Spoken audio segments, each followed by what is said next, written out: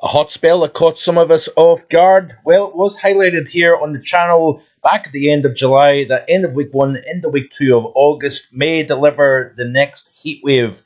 Thanks for clicking on to the Wednesday, the 13th of August edition of Vogan's European Outlook.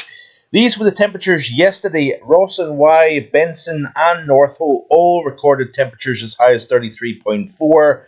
But even elsewhere, we've seen 29.4 at Charter Hall in the Scottish Borders, 27.8 at Armagh, and 32.8 at Usk and Cardiff. Those were the temperatures yesterday, and pretty impressive actually to see temperatures knocking the door of 30 once again across the north of the British Isles. Incidentally, we have actually exceeded that this afternoon. Temperatures as high as 30.8 at Charter Hall in the Borders. We've got a double 29 at both Glasgow Airport and Bishopton. We've got a 28 at Aboyne, 27 at Aviemore. And I suppose even myself, to an extent, surprised to see the intensity of the heat. This is probably one of the hottest August days for the north of the UK since all the way back to 2003, perhaps. But it is a long shot compared to some of the records that we have seen in the month of August in years gone by. Incidentally, central and eastern England, widespread 29 to 32 Celsius, perhaps another 33, 34 in some spots. But according to roostweather.com, a fantastic site that I recommend you checking out, these are the all-time records for the month of August, and obviously England. We've got widespread mid to upper 30s for the month of August, so records fairly safe here. And even across the Scottish Borders, for example, 32, 33, even 34 Celsius, close to that, and well, 32, 33 Celsius, should I say, for the month of August. July 2022 recorded, obviously, temperatures hottest ever for Scotland on record, of course. Let's highlight that, but you can see here 31, 32 across parts of the Glasgow area, and then as you get further north, we've got temperatures 30 to 31. So it looks as if records are reasonably safe in terms of Scotland, but one or two sites may be getting close this afternoon. But yep, we have got an impressive heat spell yet again. While we've seen the cool beginning to the month of June, we started things off cool for the month of August. That is now starting to change. These are the 2-meter temperature anomalies through the first 13 days of August, and we're starting to shrink what was a below average UK, Ireland, and into the near continent. That is rapidly turning around to a warmer than average month. And when you factor in the next 7 days and beyond with the very warm conditions compared to average, I think this month of August is going to follow in June and July's warm footsteps. So this is the current visible satellite imagery at the time of recording, which is about 10 to 3 on this Wednesday afternoon. We've got the spin. This is the remnants of Tropical Storm Dexter. If we zoom into Ireland, you can see a nice little circulation here to the south of Ireland. That is going to send energy northwards, and with warm, humid air in place, that's going to generate some showers and thunderstorms with some har drifting up through the Irish Sea into the North Channel. But that is not penetrating particularly far inland thanks to the warm temperatures on the land. So let me just skip back and zoom in to the British Isles, and you can see here that we do have some convection blowing up over the higher terrain of northeastern Scotland, for example, and you've also got some cloud increase across the far south of the UK, hence why we've got temperatures slightly cooler today compared to yesterday. We are going to increase the chance of thunderstorms as the energy associated with the remnants of Dexter drifts further north, and with that warm, humid, unstable environment, we are going to see some fairly lively thunderstorms. We've got a yellow warning quite widespread across the northern half of the British Isles through the course of tonight and into tomorrow. You can see here some of those storms that blew up over Aberdeenshire, for example, earlier on this afternoon. They are now drifting out into the North Sea to the east of Caithness and Sutherland. Generally high and dry across much of the mainland here, but we also have some energy running northwards out of Spain, up through France and into the south and east of the British Isles. Some more enhanced convection here, providing some more livelier downpours. Looking at the latest model then here, and there is the remnants of what is left of tropical storm Dexter. That energy is going to lift north. We've got a new area of low pressure that kind of develops through the rest of today, and we do have the chance of seeing some fairly lively downpours. This is a 15 UTC tomorrow, and you can see here the lion's share of any convective showers and thunderstorms is over Scotland, parts of Eastern Ireland and Northern Ireland perhaps as well. This is off the GFS model here. And then we've got some convection over central areas of Europe here. But generally speaking, we've got largely warm, dry conditions, and that is going to continue right the way through a good chunk of next week here. This takes us all the way out to the 18th, 19th, 20th of August. Not a whole lot of rain to speak about. If we actually put on the total accumulated precipitation here, very dry, and particularly so England. That is becoming an increasing concern after the record dry spring and very dry June and July, and through the majority of August. There's barely a drop of rain has fallen in many areas of particularly central, southern and eastern England over the last 13 days of the month. Looking at the ECM in terms of precipitation, again, Scotland looks as if it's going to get a little bit more in the way of precipitation compared to England and much of Wales. If we go back to the overview chart and go back to the here and now, you can see here some of this energy, that newly developing area of low pressure just to the east of what's left of Dexter. That may trigger some fairly lively downpours. If we actually go into the UK view specifically, you can see here that the model is depicting some fairly lively convective activity here by the time we reach this is early tomorrow morning, 3 o'clock tomorrow morning, and then as we move into the borders, northeastern England, points over Fife up into Tayside, for example, and then over inland Aberdeenshire, Inverness perhaps as well, and up towards Caithness around the Wick area. Looks as if you can't take this literal, but generally speaking, you can see here that we could see some, and then fairly widespread showers develop during the course of tomorrow. Temperatures are notched down on the past couple of days thanks to this more cloud cover and more shower activity. But then as we move into the day on Friday, we've got the centre there, or the high actually to the west of the UK and Ireland. But if we put the 850s on, we've still got plenty of warmth. A little bit fresher air moving into the northern half of the UK, less so across England and Wales, but this is thanks to the position of the high. Still warm, low 20s as opposed to mid to high 20s as we move Friday into the weekend coming up. But generally speaking, it's looking very, very good indeed if you like some late summer warm weather. Now, we do have a tropical storm soon to become Hurricane Erin in the Atlantic Basin. Now, there is a fairly decent agreement in the models. Nothing is written in stone just yet because we're still quite a far way off. But Erin looks to stay north of the Caribbean and then take a turn. There is going to be a trough digging down into the eastern portions of Canada. We've got a big ridge of high pressure over the central United States. And then we've got the ridge of high pressure over the central, eastern, and North Atlantic. High pressure over North America, high pressure over the eastern subtropical Atlantic, and with an increasingly strong tropical system known as Erin, likely to become a major hurricane. It is likely to feel the upper level steering flow and a weakness in that western Atlantic ridge of high pressure. Likely to take a turn up the eastern side of North America and head towards the UK. To cut a long story short, this system, as we play through this loop, you can see it taking a turn well to the east of the United States. This is according to the GFS run anyway.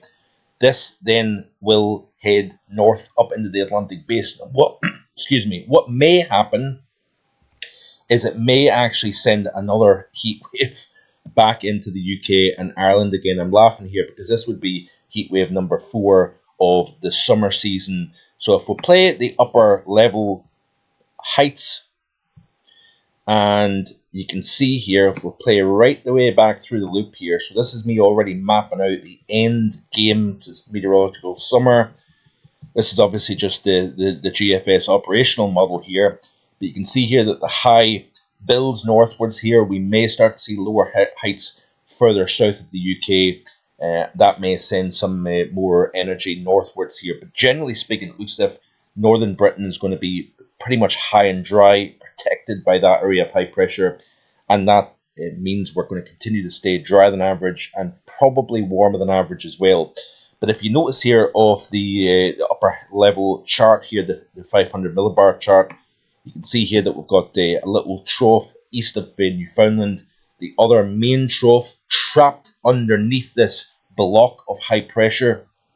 There's Erin moving north of the Leeward Islands here, taking that turn, and watch what happens as it becomes stronger. It then influences the upper level heights to the east and north of this. There's the trough over France that may trigger some livelier convective activity across parts of northern Iberia, France up into the southern half of the UK, less so across the north where it's more sunshine and pleasantly warm. But it's as this feature then lifts northwards, it becomes engaged with the jet and the middle altitude pattern. It deepens a trough over eastern Canada, but as it takes that turn northeastwards, perhaps clipping Newfoundland, watch what happens to the heights to the east downstream of this feature. It becomes stronger, and this may build into the UK and Ireland here. If it stays to the west of the UK and Ireland, it may provide more of a northwesterly flow and something cooler, but it also may build more bodily into the UK and Ireland, perhaps even sliding further east, allowing more southerly flow. That's a possibility as well. But I'm just kind of highlighting a few different options. Let's have a look at the GFS ensemble. Again, play through this loop. You can see here that as Erin once peaked as a major hurricane, then starts to become extratropical. It deepens the negative over the eastern portions of Canada. We've got the strongest heights up towards Greenland and Iceland. That's a fairly negative NAO pattern. You can see here by the models, that is what is predicted by the GFS ensemble, a negative NAO pattern to come back into play after a positive NAO that has been delivering heat across eastern North America, western portions of Europe here. But if we go back to the chart here, play through this loop, and heights then build, perhaps, well, in fact, the GFS is actually indicating a trough. So it could go either way. Erin is going to be something that we'll need to watch for the end game of meteorological summer and August. It could go either way at this moment in time. It could actually increase the trough over Western Europe. It could build the ridge over western portions of Europe. We've seen that with Lillian back at the end of August last year. And yes, this is the time of the year where the tropics become a lot more influential on our overall pattern. In terms of lightning activity associated with that convection here, we are seeing some energy obviously lifting out of France over the Channel and into the southern UK. You're not really picking up anything over northeastern Scotland, for example, with that convection lifting into the North Sea. But you can see here some lightning activity across the south of the UK. And let's have a quick look then at Europe. Temperature anomalies over the next 5 days looks like this here. Firmly warmer than average in terms of precipitation over the next 7 days here. We do have drier than average, but we could see some significant downpours over the next 24 to 36 hours that may drop upwards of 50 millimeters of rain within the space of an hour or two, causing some localized flash flood. And that has been a highlight on the channel here for some time, that we need to watch this space. But the GFS ensemble, beyond the upcoming 5 days, looks like this here. Actually goes slightly below average across the north, staying slightly warmer than average across the south, if you notice here. Let's have a look at the CFSV2 out of interest to see what it's indicating. The current model run is updating, so we'll go to the 0Z this morning. So this is the upcoming 5 days, or 7 days, should say. and exceptionally warm across, particularly northern Iberia up into France. But generally speaking, central, much of Europe really is warmer than average, with the heights looking like this. So you've got this strong ridge of high pressure into the week 2 period. You've got the high to the north, mainly high pressure over, and then we've got kind of generally high pressure overall. We've not got the greatest of signals here in terms of precipitation. It's looking like this here. Upcoming 7 days. Got actually slightly wetter than average, if you notice here, down towards the southwest of England, South Wales, for example. Elsewhere, largely drier than average in the week 2. We've got a wetter south of the UK into France, into the lower countries here as well. And the reasons for that is that high slips further north up towards Iceland, enhancing the dry spell, decent summer conditions for the end of August for northern portions of the UK as well as Ireland. But we've got negative heights potentially established into the south, and then into week 3 here, drier than average as well. But this is not a great signal for areas that are becoming increasingly dry. In terms of the CFSV2 temperature anomalies, into week 2 look like this here. So staying warmer than average. Week 3, generally warmer than average as well. Now, I want to just quickly highlight here what was said. So obviously, Storm Flores, a distant memory now, but the cooler, unsettled end to July, beginning of August was highlighted back at the end of July. Was seen Storm Flores pass through, perhaps deeper than expected, but the unusually cool, wet and windy days was forecast for both the August forecast as well as the summer forecast in general. But the prediction always was that pressure would build east from the Atlantic across Europe mid to late month. CFSV2 above shows the cool, dry, central and warmer, wetter east as we progress from week 1 into week 2 of August. So this was what was said back at the end of July for this current month. And remember, I did forecast that we could have heat wave conditions June, July and August this year, with always that lean towards warmer and drier than average. Perhaps it's been warmer and drier than even anticipated, but I really had this hunch that this very dry spring would lead to some major hot, dry weather into the month of June, July and August, and that has been the case. So we did have the cool start to August. This was even into week 2, which took us out to the 11th of August, below average conditions. Remember, this is how it is looking. We're now turning things around. It was, below average just a few days ago in a more broader sense, but that is now starting to change, and that was expected. Let me just get back to the article here. And then I fully expected a change. Week 3 into week 4, pressure builds eastwards. Week 1 through 4 suggests drier than average theme for Ireland and the UK as the ridge provides shelter from the Atlantic. Then bodily builds in over the UK and Ireland, potentially much of the continent's central and southern regions here. CFSV2 for week 3 and 4 look like this here, generally high pressure dominating. And that has been the case. I have to be honest, that has been the case here. Do expect one or more periods to exceed heatwave conditions for England and Wales, possibly Northern Ireland and Scotland during the month of August. If so, this would complete my forecast expectation of heatwaves in each of the 3 summer months of 2025. Further days of 30 plus, particularly south and southeast UK, was likely. So, and this was how the model is looking. High pressure over the UK and Ireland, Greenland trough, wetter across the far north, drier across the bulk of England and Wales. And interestingly enough, this may prove incorrect. Now, this was the GFS extended over the 30-day period, taking us from the 29th of July through the 20th of August. Actually showed largely cool and average away from Midlands and south of the UK. That is likely to be incorrect. And the ECMWF, wetter north and drier across the bulk of the rest of the UK and Ireland. And again, cooler across Scotland. I don't think that's going to be the case. While I believe the region will build quite firmly over the UK between the 10th and the 20th, and that has been the case. It will be interesting to see, one, what develops in the tropical Atlantic, and two, how strong, three, where these features go, if they form, as they could drive the North Atlantic Euro pattern mid to particularly late month. I believe the tropics could play a crucial role later, but it depends upon how conducive the tropical environment becomes. As for now, there's lots of dusty air and shear, despite the MJO somewhat removing the lid from the upper levels.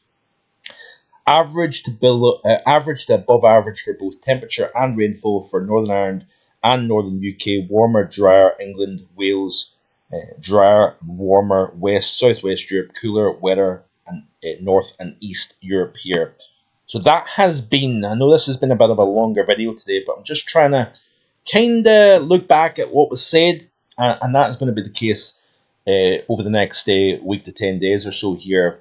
I'm going to be taking a holiday for 4 or 5 days around the 24th through the 28th of August. I'm going to be looking in depth at the forecast versus what actually took place during the summertime. Also going to be looking at more ideas with regards to the winter season coming up. Got some interesting developments in the both the Pacific and the Indian Ocean. We've got the East QBO. We've got the other aspects that may favour something more interesting in terms of cold weather down the road. So lots of reason to stick around here in the channel. Hope you're enjoying what you're seeing. Like, share, and subscribe, and I'll see you next time with more. Bye for now.